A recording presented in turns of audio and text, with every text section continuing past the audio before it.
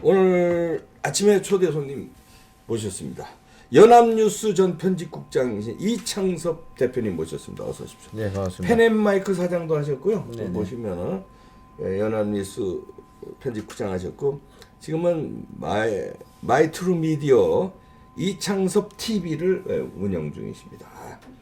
반갑습니다. 네, 반갑습니다. 네. 유튜브 열심히 하시는데 네. 이창섭 TV도 여러분들 관심 있게 봐주시고요. 자, 오늘은 큰 주제로 말씀을 해주실 텐데 박근혜 대통령에 대해서 이제 말할 때 되었다. 네네. 이런 칼럼도 박재균 칼럼 네, 썼죠. 맞습니다. 네, 네. 여기에 대해서 네. 일단 뭐 이렇게 초대해 주셔서 네, 감사하고요. 아유, 예. 뒤늦게 나와주세요. 이제 유튜브 독립을 했다가 펜앤마이크 사장 하다가 이제 독립을 했는데 아, 예. 대단히 어렵더라고요. 이게 뭐 아유. 노란 딱지 딱딱 붙지. 야, 이 어려운 걸 어떻게 지금 아이고, 이 박사님 아이고. 하셔가지고 이렇게 많이 아유, 저희도 키우셨는지. 이럴 줄 알고 시작했나요? 네네. 뭐 시작할 때 노란 딱지 네, 없더니 네. 아이고 이 박사님 몇달 이제 뭐 전부터 개인 자체가 미디어고 제가 아유. 평생 언론 일을 했지만 아유. 참 혼자서 이렇게 아유. 스스로 미디어 되신 거 너무 존경합니다. 아이고 감사. 주제 들어가시죠. 예, 예, 뭐 초대해 주 감사하고요. 네. 이봉규 TV는 제가 이제 많이 봅니다. 열심히 아유. 보고 일단 기본적으로 정보가 있고 아이고. 재미가 있습니다. 예. 그리고 또 그 아주 그 적절한 논평도 있습니다. 아이고. 삼박자가 다 맞는 이런 유튜브에 아이고, 제가 이렇게 아닙니다. 오게 돼서 너무 영광이고요. 예. 또 어제 사실은 갑자기 이제 네. 초대를 해주셔가지고 무슨 이야기를 해야 되나 뭐 밤새 고민하다가 예. 박근혜 이제 전 대통령에 대해서 네. 이제 좀 뭔가 좀 우리가 이제 뭐 감옥에 들어 있다고 다 있고 한쪽에서는 이제 계속 이제 안타까워하는 사람들이 있고 어떤 사람들은 잊어버리지 않은 사람들도 있고 좀 이런 상황이라서 맞아요. 이제 좀 뭔가 좀 우리가 이제 공론화를 해서 이제 매듭을 지어야 되지 않느냐 이런 생각을 마침 하던 차에 네. 동아일보의 그 박재균 네. 그 논술 주간 네. 예, 박재균 논술 주간이 이런 칼럼을 썼더라고요. 어제 이제 보도본부장도 했었죠. 네, 보도본부장도 하고 지금 뭐 관훈클럽 총무도 하고 네. 아주 잘 나가는 언론인이에요. 이분이 저 보도본부장 할 때 네. 제가 그 패도남마라는 프로에 고정으로 그러니까 저 채널 A 채널 A 채널 A 보도본부장 했을 때 예. 제가 이분이 이런 제목을 썼습니다. 이제 박근혜를 말할 때가 됐다. 상당히 이제 의미가 있겠다 싶어서 제가 읽어보고 또 저는 이제 박근혜 전 대통령이 탄핵될 때 연합뉴스 편집국장을 했어요. 네. 그래서 그때 이제 엄청난 정보가 오갈 때 그렇죠. 제가 직접 취재는 안 했지만 보고를 받고 아이고, 지휘를 뭐, 하고 이제 예. 이렇게 했단 말이에요. 그래서 그럼 이거 가지고 한번 얘기를 해보자. 좋습니다. 오늘 주제를 그렇게 네. 잡았습니다. 네. 예. 그래서 지금 이제 박근혜 전 대통령은 석 달째 지금 입원을 하고 있습니다. 그러니까 이제 9월 16일 날 네. 서울 성모병원에 입원해서 이제 회전근 인대 파열 50견 팔이 안 올라가 네, 이런 거를 그렇죠. 수술을 받고 허리도 안 좋으시다고. 네, 디스크도 네, 디스크도 있고요. 디스크도 있고 그런데 아무래도 이제 뭐 나이도 드시고 하니까 보통 50견이 나이 들면 이제 오지 않습니까? 그래서 수술을 받았는데 2달이 지났는데도 지금 계속 입원 상태로 있고 또 그리고 이제 정부에서 뭐 입원을 뭐 풀어주겠다 다시 감옥에 보내겠다든지 소리가 없어요 지금 그냥 가만히 있는 거죠. 예. 그래서 사람들이 이게 뭐냐 도대체 지금 이제 이러는데 이게 지금 이제 현재 이제 박근혜 전 대통령은 그 특활비 국정원 특활비를 이제 네. 썼다 그래가지고 2년 이제 실형을 받은 상태예요. 그렇죠. 그런 상태고 그 다음에 이제 특활비는 그렇군요. 그 특활비 상납 혐의는 아직 그러니까 공천 불법 개입 혐의로 2년이 확정됐고 그렇죠. 공천. 예. 네네 특활비는 28일 네. 선고 예정이고. 네. 그 다음에는 삼성뇌물 이게 지금 큰 사건이잖아요. 네. 이게 파기환송심인데 이것도 연말 안에 끝날 것 같다는 거예요. 이 이제 이재용 건도 연말 안에. 그러니까 연말 안에 다 끝내서 사면을 하든 뭘 하든 이제 카드를 딱 주겠다 이거지. 그렇죠. 형이 끝나면 이제 사면할 수 있는 그렇죠. 거 아닙니까? 그런 상황이 딱 돼 있는 겁니다. 네. 그래서 연말에 형이 끝나고 그럼 이제 내년 4월이 총선이잖아요. 네. 그 사이에 뭔가 뭔가 작품을 그런 하여튼 상황이에요 지금. 예. 그래서 이런 상황에서 이제 네. 박재균 씨가 뭐라 그랬냐면 네. 이제 박근혜 대통령이 전 대통령이 석방되면 네. 이거는 이제 우파 분열을 일으켜 가지고 네. 그러니까 이제 친박 별도의 당이 또 나오고 네. 뭐 서로 막 갈라져 싸워 가지고 이 민주당한테 유리한 거 아니냐 네. 이런 이제 정치공학적인 논란이 하나 있고 네. 또 하나는 이제 그러다 보니까 예. 한국 당도 얘기를 안 하는 거예요. 그냥 뭐 석방을 해라든지 뭐라든지 얘기를 안 하고 그냥 가만히 있다는 거예요. 그렇죠. 그래서 이게 유리할지 불리할지 이게 숫자 계산이 안 나오니까 그렇죠, 그렇죠. 겁이 나기도 하고 그래서 그래서 이 사람은 이제 이분은 이제 이 공식 그 박근혜 사면은 보수 분열, 예. 총선 패배기 때문에 다들 그냥 보수 진영에서도 입 다물고 있다. 일부 이제 뭐 우리 공화당 일부는 계속 이제 그 사면의 석방을 외치지만 이제 전체적으로는 그냥 가만히 이제 이렇게 숨겨놓은 분위기다 이거죠. 그렇지만 이 사람은 이제 그래서는 안 된다 이거예요. 공론화하자 이런 공론화하자 이겁니다. 그 논리는 지금 이제 이겁니다. 그러니까 그러니까 이제 이르고서 이때 한국당 안에 보면 박근혜 전 대통령 덕 봐가지고 배지 달고 뭐 잘 나간 사람도 엄청 많지 않습니까? 그렇죠. 네. 근데 그 사람들이 총선에 좀 불리하다 해가지고 완전히 그냥 입 다물고 있는 거는 이제 안 맞다. 네. 이제 좀 얘기를 하자 이렇게 주장을 한 거예요. 그래서 저는 그건 일리 있다고 생각을 해요. 근데 이제 조금 저하고는 다르고 또 여러 시중에 의견하고 다른 거는 이 사람 뭐라 그랬냐면은 박근혜 탄핵이 잘못됐다는 건 아니다. 국민이 선거를 통해서 위임한 대통령의 권력을 사유화하고 사인에게 넘겨서 국민의 신임을 배신한 행위.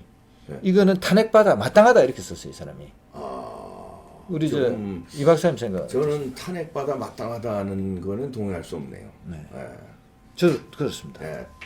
지금 보면은 그거 탄핵 사유가 되지도 않죠. 지금이 오히려 이 문재인 씨가 훨씬 더 엄청난 일을 저지르고 있는데. 똑같은 잣대를 이제 10번도 더 탄핵당했어요. 어떻게 저하고 의견이 똑같이. 미리 얘기한 건 아닌데. 그러니까 말이에요. 저는 이제 어떻게 생각하냐면 이런 겁니다. 과연 박근혜 전 대통령이 탄핵받아 마땅한 짓을 했느냐. 팩트를 보자 이거죠. 팩트를.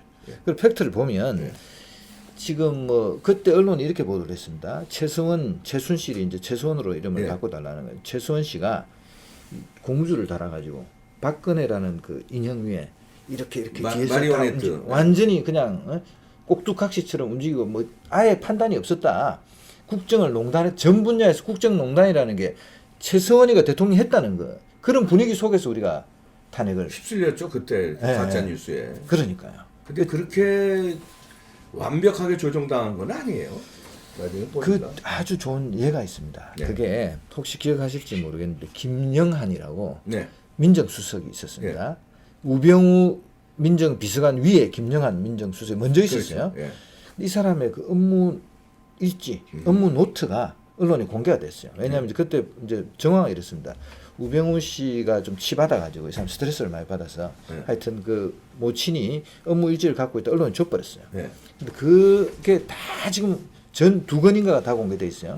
거기를 보면 김기춘 실장이 그 수석 비서관 회의를 주재해가지고 아주 엄정하게 일사불란하게 국가를 운영했다는 게 다 드러납니다. 회의하고 이거 알아봐라. 이 판사 판결이 좀 이상하다. 체크해봐라. 이런 게 이제 뭐 블랙리스트니 뭐니 내가 지금 다 감옥에 다가 있잖아요. 그것만 봐도 우리가 보도되고 인상으로 갖고 있는 전방위적인 국정농단은 없었다는 거예요. 그렇죠. 오히려 반대 증거가 더 많아요. 오히려 좀 있다면 이제 K스포츠재단, 미러재단, 그다음에 정유라가 그게 엄격히 말하면 그게 국정농단입니까? 아니 무슨 그 정부마다 자기네들이 미는 그 사업이 있잖아요. 예를 들어서 뭐 뭘 중점적으로 하는 사업이 어떤 정부는 예를 들어서 원전을 중점적이 한다. 어떤 정부는 문화예술을 중점적으로 이게 있는데 그거 하려는 건데 그게 무슨 국정농단이야? 그러니까 이제 그게 뭐 좀 이런 건 있어요. 이제 최수원이가 들어가서 거기서 인적 지배를 좀 하려고 하고. 그건 최수원이가 잘못했어요. 그렇죠. 최수원이. 근데 돈도 다 남아 있습니다. 재단의 돈은 뭐 한 푼도 뭐 어디 쓴 거 없어요. 그러니까 기업들이 알아서 기부를 한 거죠.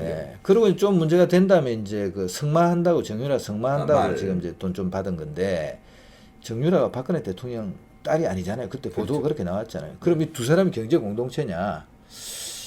꼭 그렇게 보기도 어렵죠. 근데 이 사람은 하여튼 간에 국정농단이 있었다고 주장하는 거죠. 그러면서 이제 박재균 씨 논리는 뭐냐면 그 박근혜 탄핵이 없었어도 문재인이 대통령이 됐을 거다. 저는 그 동의할 수 없네요. 그 점도. 그죠. 뭐 저도 똑같아요. 이게 왜 그러냐면은 여론조사에서 문재인 그 당시 후보가 늘 1등 했다는 거예요. 그때 당시에 그대로 갔으면 대통령이 됐다 이거. 여론조사가 우리나라 뭐 언론사 편집국장 하셨으니까 알지만 그거 제대로 딱딱 맞습니까? 그러니까 요즘 뭐 여론조사 못 믿죠. 뭐 여론조사를 그 이용해서 여론을 조작한다고. 아이 그럼요. 그때 탄핵 광풍으로 촛불 광풍으로 온 국민이 참 가짜 뉴스에 속아서 휘몰라 쳤음에도 불구하고 41%로 당선됐어요. 문재인 씨가. 그 와중에 네네. 그런데 무슨 그런 게 없었으면 30%도 못 얻습니다. 그럼 대통령 안 되죠. 지금 이제 이 박사님 정치학 박사님이시고 또 정치평론가시니까 예리하게 해주신 거죠. 사실은 우리가 이제 다시 돌아보면 촛불 광풍, 그 다음에 그 탄핵의 광풍. 완전히 이 사람은 우리가 사실은 박근혜 전 대통령은 좀 은밀한 사람이었어요.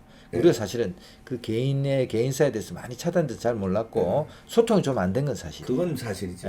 그런데 그렇다고 해서 그런 그 어마어마한 그 가짜 뉴스, 광우병 때와 똑같은 그런 선전선동의 기재. 광우병은 그때 하나였지만 이거는 뭐 수백 가지 가짜 뉴스가 막 쏟아졌잖아요. 맞습니다. 그게 없었다면 문재인 대통령이 됐겠느냐. 이것도 이제 저하고 의견은 달라요, 이분하고는. 그런데 여하간 이 사람은 이제 뭘 이야기를 했냐면은 이제 국격의 문제다. 전직 대통령 2명을 다 감옥에 잡아 넣어놓고 있다. 하는 거 한 가지. 이거 동의합니다. 네, 그렇죠. 저도 동의합니다. 문재인까지 또 감옥 가면 이 나라 사실은 안 가길 바래요, 저는. 사실은. 그렇죠. 좀 헷갈리긴 하는데. 아니 저는 아니 문재인 씨는 해도 너무해서 아니 전직 대통령을 다 감옥에 가는 건 불행한 역사지만 문재인 씨는 좀 너무 그 감옥 안 갈 수 없을 만큼 너무 많아서 그건 좀 두고 봐야 되겠습니다. 사실은 이제 같은 잣대를 들이대면 사실은 뭐 말로 제가 하기 어렵습니다. 예를 들어서 뭐 이재수 우리 사령관, 기무사령관 뭐 엄청난 수사, 망신, 뭐 인권 유린, 뭐 엄청난 일이 있었습니다. 그래서 그건 뭐 나중에 이제 우리가 역사의 법정이나 또는 뭐 사법의 법정 세우더라도 지금 이제 여기서 이제 그 박근혜 전 대통령 전체를 보면 사실 이 사람 논리와는 달리 우리가 한번 봐야 됩니다. 과연 탄핵은 정당했는가? 탄핵의 과정, 그 탄핵의 과정의 선전선동의 기제는 작동하지 않았는가? 그다음에 헌재 판결, 헌재 구성원들의 그 가짜서 100%. 인적 구성이 네네. 그런 것들. 그리고 또 하나 이제 중요한 거는 사실은 이 대선에 드루킹 매크로가 나오지 않았습니까? 기계가 로봇이 붙어가지고 막 돌아다니면서 우리의 생각을 얽매고 옥죄고 뭐 댓글 보면 전부 나쁜 놈이라니까 그런 다른 생각을 갖고 있어도 움츠러들고 이런 거예요. 선거 조작이잖아요. 드루킹 네, 일당이 한 거잖아요. 그래서 그런 걸 보면 이분하고 의견은 다르나 국격을 위해서 이제 박근혜 전 대통령 계속 감옥에 넣어놓는 거, 아픈 사람을 노인내고 이제 그 문제가 이제 있는 거죠. 있고 이 사람은 이런 논리를 펴니다. 그러니까 이제 그 노태우 전두환 전 대통령보다 더 오래 살았다 감옥을. 그렇죠. 그런 논리를 펴는데 저는 그 논리는 동의할 수 없어요. 더 오래 살았다고 이 사람을 풀어내줘야 되느냐, 뭐 사면해야 되느냐가 아니고. 그 탄핵의 과정이 정당했느냐. 그다음 박근혜 전 대통령이 자기가 저지른 일에 대해서 적정한 처벌을 받고 있는가. 그다음에는 그 과정에서 공작 같은 건 없었는지. 이런 거 한번 우리가 다시 한번 다음에 무슨 위원회를 만들던 뭐를 만들어 가지고 한번 검증을 해봐야 된다고 생각해요. 이제 정권 바뀌거나 이러면 이제 제대로 이제 검증을 해야죠. 애들도 이 사람들도 뭐 특별 무슨 뭐 만들어 가지고 잘하잖아요. 세월호 특별조사위원회 뭔 조사 다시 하자 그러고 뭔 조사 또 정권 바뀌면 그 탄핵에 대해서도 부당성을 조사해야죠. 그래서 이제 박재균 씨는 일단 이렇게 이제 박근혜 석방을 본격적으로 얘기하자. 한국당에 청와대 문재인도 얘기를 해야 되고 그다음에 이제 박근혜 한국당도 특히 이제 황교안 대표도 지금 이제 정치공학적인 것에 얽매이지 말고 이 문제를 해결하고 풀어놓고 그 다음에 이분이 설마 나와가지고 보수를 분열시켜 이런 하겠느냐 이 사람 믿고 풀어놓고 그 다음에 보수의 통합 정권의 교체 이런 논의하자 이런 주장을 폈어요. 결론은 상당히 저도 박근혜 대통령이 보수 분열하는 그런 메시지를 내시지 않을 걸로 봅니다. 오히려 반대로 네네. 보수 통합하는 쪽으로 메시지가 만약에 나온다면 그런 쪽으로 하시지. 그 뭐 이제 오셔서 박근혜 대통령이 뭐 배신감을 막 배신자를 처단하라 뭐 이렇게 하면서 보수 분열시키지는 않을 걸로 전 믿습니다. 박근혜 대통령. 그래서 이번에 이제 논리는 전반적으로 이렇게 이제 전개가 됐습니다. 그래서 저는 이제 기본적으로 하여튼 큰 틀에서 그러니까 이제 그 이 사람은 이제 탄핵이 정당했다고 보지만 저는 이제 탄핵이 정당했느냐 다시 한번 이제 우리가 이제 살펴봐야 되고요. 특히 이제 정치적인 국회에서의 탄핵, 표기를 통한 탄핵, 그는 뭐 어쩔 수 없다 하더라도 네. 그 이 사람의 부과된 어떤 뇌물죄, 뭐 수백억을 가져가고 국정을 농단하고 그다음 뭐 청와대에서 비아그라를 갖다 놓고 뭐 이상한 짓을 하고 이런 모든 그때의 보도, 그다음에 그것을 확대 정폭하는 시스템. 네. 어딘가에 그런 보도가 하나 나오면 그게 댓글이 붙고 블로그로 퍼나르고 이런 시스템. 네. 그리고 이제 광화문 광장에서 어떤 조직적인 네. 어떤 시위 이런 것들을 전반적으로 우리가 이제 한번 살펴봐서 네. 최소한 하여튼 그 적절한 처벌을 받고 있는지, 근데 거기에 어떤 보이지 않는 손들이 뛰어들어 작동하지 않았는지 네. 이런 것은 이제 한번 살펴봐야 된다. 그리고 그런 걸 바탕으로 하더라도 일단 또 사면을 어떻게 박사님 보시는? 전 사면할 걸로 보는데요. 예, 하여튼 그게 무슨 뜻이어도 저쪽은 왜냐면 제가 생각할 때 크게 두 가지로 사면할 걸로 봐요. 처음에는 이제 아까 말씀하신 보수를 박근혜 대통령을 사면시키면 보수가 약간 분열돼서 자기네들이 선거에 유리하다고 생각하는 거 하나. 또 하나는 사면을 안 하면 자기들이 그 말하자면 비정한 권력자라고 계속 따라다닐 거 아니까 요때쯤 더 타이밍이 늦으면 곤란해지니까 그런 거에서 좀 말하자면 좀 면피라고 그럴까? 지들이 잘못한 건 있으니까 저 인간적인 측면에서 내줬다 이런 거 칭찬받기 위해서라도 두 가지 큰 목적으로 내보낼 거로 봅니다. 알겠습니다. 그래서 저는 뭐 이 부분에 대해서는 이 정도 지금 네. 하고 네, 그래서 네네. 그러면은 이제 네네. 우리 저 이창섭 대표님은 이제 박근혜 대통령이 사면하면 네네. 사면되면 보수가 분열될 걸로 보세요? 아니면은 보수 통합의 선거에 오히려 유리한 기제로 작용할 걸로 보세요? 저는 이제 어떻게 생각하느냐 하면은 사실 이제 탄핵 문제를 이제 계속 덮어놓고 갈 수는 없다고 봅니다. 네. 그래서 이게 어떻게 됐든지 간에 이제 어떤 형태로든 공론의 장에 올려가지고 네. 사실 이제 왜냐면 보수 대통합을 예를 들어서 이제 황교안 대표도 뭐 보수 통합한다 그러고 요새 뭐 그게 안 되니까 신당이 나오려고 네. 그러고 여러 가지 움직임이 있지 않습니까? 그리고 뭐 김세현이라는 사람은 다 나가라, 뭐 새로 다 하자 그러고 지금 나오잖아요. 근데 제 생각에는 이렇습니다. 그러니까 기본적으로 탄핵이라는 헌정 중단 사태, 그리고 우리가 여성 대통령을 사실 아까 드러난 몇 가지 혐의 이런 거로 어떻게 보면 잔인하게 짓밟은 측면도 있거든요. 그래서 이런 겁니다. 제 논리는 이렇습니다. 그러니까 황교안 대표나 한국당이든 우리 공화당이든 그리고 다른 여러 뭐 사람들이 있죠. 생각이 다른 사람들이. 근데 저는 탄핵의 결과에 대해서 우리가 탄핵을 했는데 탄핵의 결과 들어온 정권이 지금 문재인 정권이 들어왔잖아요. 이 정권이 들어와 가지고 이 정권의 실체를 보니까 저는 이제 문재인 대통령이 후보 때 같이 식사한 적도 있어요.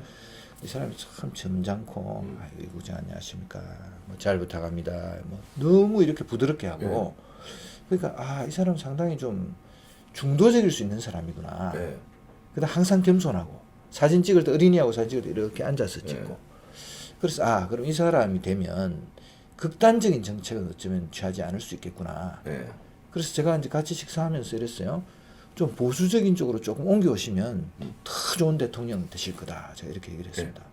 근데 답을 안 하더라고요. 그래서 그때 이제 답을 안 하는구나. 이렇게 생각만 했는데. 그냥 확고한 자기 이게 있었던 거죠. 그건 난 움직이지 않는다. 고집이 있었던 거죠. 그렇죠. 그건 몰랐죠.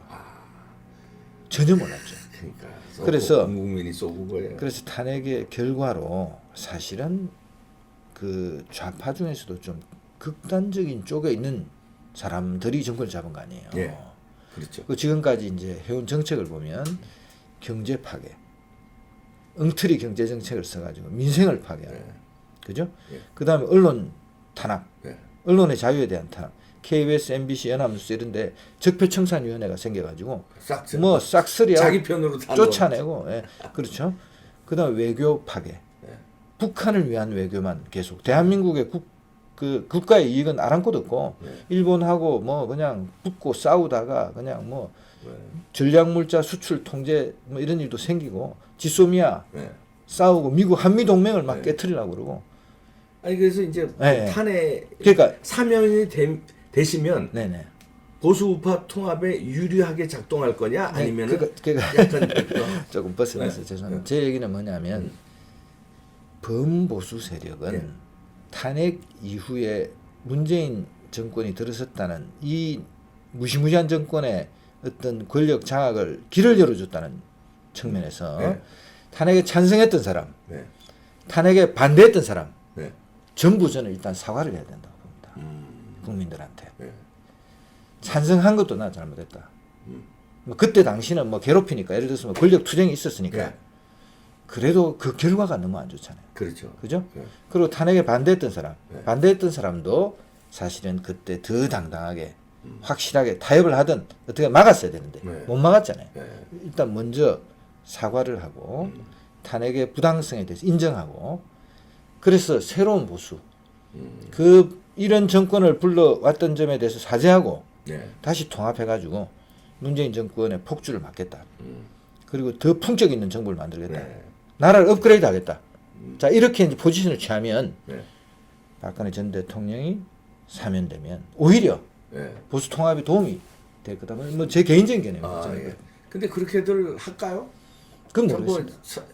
탄핵 찬성한 사람들 반대한 사람들이 그렇게 사과를 할까요? 대국민한테? 안 할 것 같아요. 그러니까 누가 이제 그 구심점이 있어야 되는데 그게 이제 박근혜 대통령이 나옴으로 해서 어떤 구심점이 될 수도 있지 않을까요? 박근혜 대통령의 어떤 큰 메시지. 네. 예를 들어서 뭐 내가 용서할 테니 친박 비박이든 탄핵 찬성했든 반대했든 화해해라. 화합하라. 내가 다 묻고 가겠다. 그 대신 화해하고 문재인 정권을 심판해달라. 거기다 총력을 기울이라. 그러면 이제 그때 가서들 자기들도 박근혜 대통령이 그런 메시지가 나오면 우리가 잘못했다. 지금 말씀하신 대로 사과하고 그 박근혜 대통령이 뭔가 어떤 큰 구심점 역할을 할 수 있지 않을까요? 이 박사님 보시기에 어떻습니까? 그러니까 그런 메시지가 정책 박사시고. 근데 아이고 제가 뭐 박근혜 대통령 마음을 네네. 모르니까 네네. 그런 게 이제 저는 이제 바람인데 그렇게 되기가 네네. 이제 뭐 얼마나 속상하시겠어요. 자기를 내가 키워준 정치인들인데 나를 배신하고 예 얼마나 진짜 복수하고 싶겠어요. 근데 그런 거 다 내려놓으시고 이제 어떻게든 나라 살리는 일에만 지나간 일 뭐 죽은 자식 불알만지 뭐 합니까? 그러니까 내가 다 안고 갈 테니 내가 용서하겠다. 그 대신 문재인 정권을 심판해달라. 이런 좀 큰 메시지. 그리고 그 밑에서는 자기들이 예를 들어서 뭐 몇몇 상징되는 의원들 있잖아요. 유승민, 김무성 뭐 쭉쭉쭉쭉 그 한 대여섯 명은 우리가 정계 은퇴하겠다. 우리가 은퇴할 테니 나머진 단합하라. 뭐 이러면 일사천리로 그냥 뭐 무너뜨리 한 200석 없는 거 아닙니까? 보수에서. 그렇게 말씀하니까 지금 상당히 암울하잖아요. 사실은 질 것 같아요 총선에. 근데 그 지금 말씀을 들으니까 그래도 희망이 있겠구나. 그렇게 갑자기. 되면 그냥 싹쓸이 할 텐데. 네네. 네,